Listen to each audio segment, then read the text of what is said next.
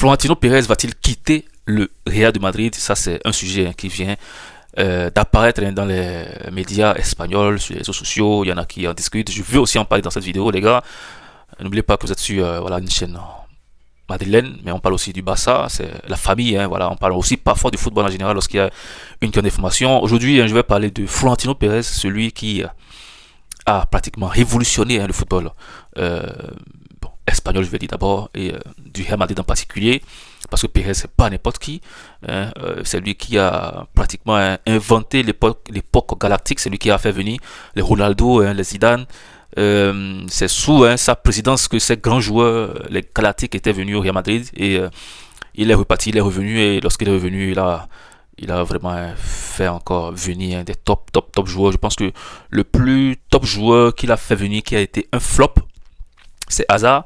Hazard était vraiment un flop au Real Madrid, on le sait tous, et c'est l'un des rares joueurs que Pérez a fait venir au Real Madrid, qui n'a pas vraiment pesé, qui n'a pas vraiment rendu au Real Madrid ce qu'ils ont dépensé sur lui.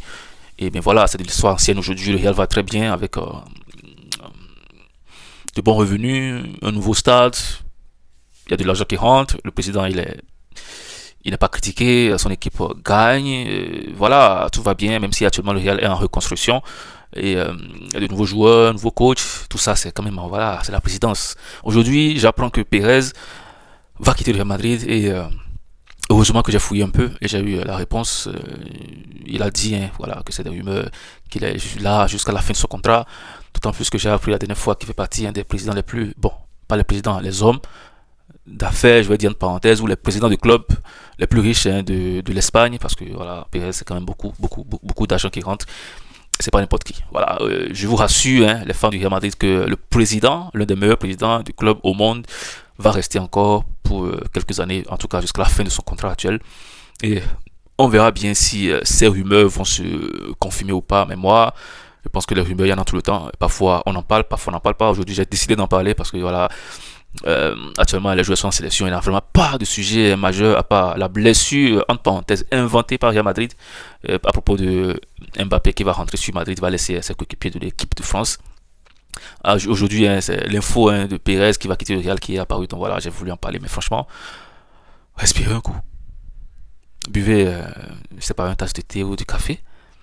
Et soyez sûr que franchement, Pérez, il est là encore pour quelques temps. Il va pas laisser le navire actuellement. D'autant plus que le navire vient juste d'être rénové.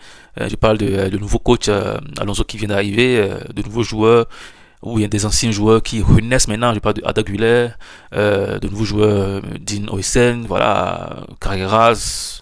Il y a un nouveau truc qui se dégage actuellement au Real Madrid, une nouvelle ambiance, un nouveau état d'esprit des coéquipiers qui essaient aujourd'hui de se connaître plus, d'avoir plus d'affinité sur le terrain. Donc c'est pas maintenant que Pérez va laisser son club, va laisser son équipe, et il va falloir qu'il attende un peu pour faire grandir cette équipe-là, pour que cette équipe-là ressemble, voilà, au Real Madrid de 2017-2016.